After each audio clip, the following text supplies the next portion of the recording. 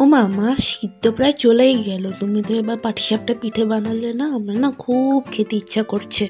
মেয়ের কথা শোনো, শীত চলে যেতে এখন ওর পাটিসাপটা খেতে মন চাইলো। তো মেয়ে যখন আবদার করেছে তখন তো বানাতেই হবে। তো তার সঙ্গে পায়েস না হলে তো একদমই জমবে না। তো আজকে সকাল থেকেই শুরু করলাম পাটিসাপটা পিঠের তোড়জোড়। তো ঘুম থেকে উঠে সমস্ত কাজকর্ম সেরে রান্নাবান্না করে চলে এসেছি এখন পিঠে বানাতে। তো এই যে কিছু সন্দেশ নিয়ে নিয়েছি কালাকাঁদ, আর এখানে নিয়ে নিয়েছি খোয়া ক্ষীর।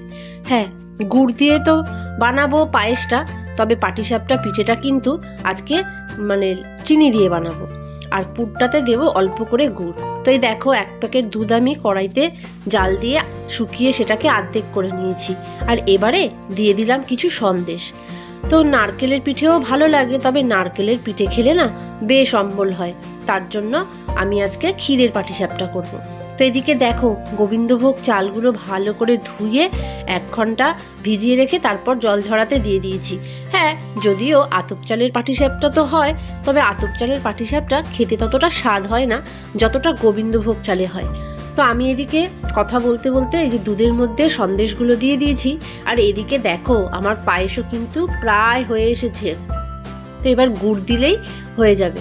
তো আজকে আমি পাটালি গুড় দিয়ে করব, কারণ হাড়ির গুড় তো এখন আর কোথাও পাওয়া যাবে না। আর এই যে খোয়া ক্ষীরটা আমি ভেঙে ভেঙে এবারে পুরটার মধ্যে দিয়ে দিলাম। তো এটাকে ভালো করে মিক্স করে নেব। আর একটুখানি আগে কিন্তু চিনি দিয়ে নিতে হবে, তারপরে গুড় দেবে, নাইলে কিন্তু দুধটা একদম কেটে যাবে। তো একটুখানি অল্প করে চিনি দিয়ে, যেহেতু সন্দেশগুলো আগে থেকেই মিষ্টি থাকে, তো আমি একটুখানি চিনি দিয়ে তারপরে অল্প করে পাটালি গুড় দিয়ে দিয়েছি।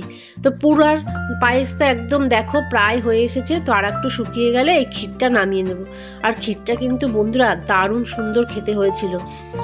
তো দেখো, এই দেখো আর একটু হয়ে গেলে এবারে নামিয়ে এটাকে ঠান্ডা করতে দিয়ে দেবো। তো চাল তো এখন গুঁড়ো করা বাকি আছে। তো চাল গুঁড়ো করে দেখো আমার পিঠের তোড়জোড় করতে করতে প্রায় সন্ধ্যা। এদিকে গরম জল করে নিয়েছি, আর প্যাকেটের দুধ কিছুটা জাল দিয়ে হালকা করে উষ্ণ উষ্ণ গরম করে নিয়ে নিয়েছি। আর এদিকে গরম জল, তার মধ্যে কিছুটা সুজি আগে থেকেই আমি ভিজিয়ে রেখেছিলাম বাবা, তারপর সুজিটা দিয়েই আর দিয়ে দিলাম হচ্ছে 2 চামচ ময়দা আর 1 চিমটি নুন আর পরিমাণ মতো চিনি। তো আমি কিন্তু তোমাদেরকে বললামই যে আমি এই ব্যাটারের মধ্যে কোনো গুড় দেবো না, সাদা সাদা হবে। তো দেখো ব্যাটারের থিকনেসটা কিন্তু ঠিক এইরকম হবে, না পাতলা না গাঢ়। এদিকে এই যে ফ্রাই প্যান নিয়ে নিয়েছি, আর প্লেটে নিয়ে নিয়েছি কিছুটা ঘি। যদিও অনেকে সাদা তেল দিয়ে পাটিসাপটাটাকে তোলে, তবে ঘি দিলে কিন্তু দারুণ সুন্দর গন্ধ হয়। ঘি আর গোবিন্দভোগ চালের গন্ধে পাটিসাপটার স্বাদ আর গন্ধ কিন্তু দুটোই সুন্দর হয়। এদিকে আমি একটা বেগুনের বোটা নিয়ে নিয়েছি, আর এই যে এইবারে এই ফ্রাই প্যানটাকে ভালো করে গ্রিস করে নিয়েছি। তো অনেকেই বলে যে আমার পিঠে ওঠে না, ভেঙে যায়। তবে পিঠে ভেঙে যাওয়ার মেন কারণ হচ্ছে ফ্রাই প্যান। তোমরা যদি ফ্রাই প্যানে করো তাহলে কিন্তু পিঠে একদমই ভাঙবে না। তো দেখো, এই যে প্রথম পিঠে দিয়ে দিয়েছি, আর বেশ ভালো করে গোল করে নেবে। তোমরা চাইলে লম্বা করেও করতে পারো, আবার গোল করেও করতে পারো। তো দেখো একটা পিঠে কিন্তু আমার হয়ে গেছে, আর একটুও কড়াইতে মানে ফ্রাই প্যানতে লাগেনি। তো চলো বন্ধুরা, এবার তোমাদেরকে আরও একটা ভেজে ভেজে আমি দেখাই। তো দেখো, যদি তোমার ব্যাটারের থিকনেস ঠিক হয় তাহলে কিন্তু পিঠের গায়ে এই যে এরকম ছিদ্র ছিদ্র হবে, জালি জালি। তো কথা বলতে বলতে দেখো কত সুন্দর পাটিসাপটা হয়ে গেছে। তো দেখতেও সুন্দর হয়েছে। তোমরা যারা পিঠে বানাতে ভয় পাও, তাদের ভয়ে কিন্তু আমি আজকে একদম দূর করে দেবো। পিঠে বানাবে আবার ভয় কিসের? এরকমভাবে যে কোনো জিনিস সুন্দরভাবে ভালোবেসে আর মন থেকে যদি কোনো কিছু করো, সেটা কিন্তু ভালো হতে একদম বাধ্য। তো এই দেখো, যখন তোমরা গোটাবে মানে পাটিসাপটাটাকে মোড়াবে, তখন খুব আস্তে আস্তে করবে, কোনো তাড়াহুড়া করবে না। হাতে সময় নিয়ে মন থেকে ভালোবেসে বানালে কিন্তু আমার মতো এরকম সুন্দর পিঠে রেডি হয়ে যাবে। তো দেখো, কথা বলতে বলতে দুটো হয়ে গেছে। এদিকে আমার মেয়ে পাটিসাপটার গন্ধে পাশে এসে দাঁড়িয়ে আছে। তো চলো ওকে আগে একটা দিয়ে নিই। তো এবারে তোমাদেরকে এক এক করে আমি ভেজে ভেজে দেখাবো। যদিও আমি বেশি বানাবো না, কারণ এখন তো বেশি খাওয়ার কেউই নেই।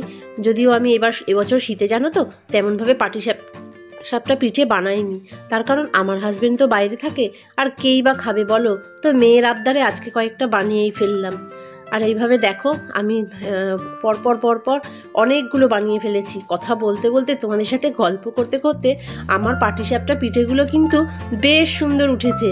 একটাও কিন্তু আমার ফ্রাই প্যানে একটুও লাগেনি।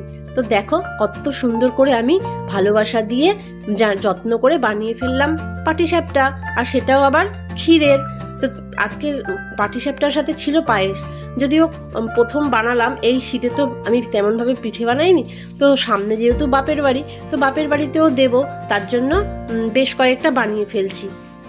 তো চলো বন্ধুরা, আমার পাটিসাপটা পিঠেগুলো দেখতে কেমন হয়েছে তোমরা কিন্তু বলবে, হ্যাঁ।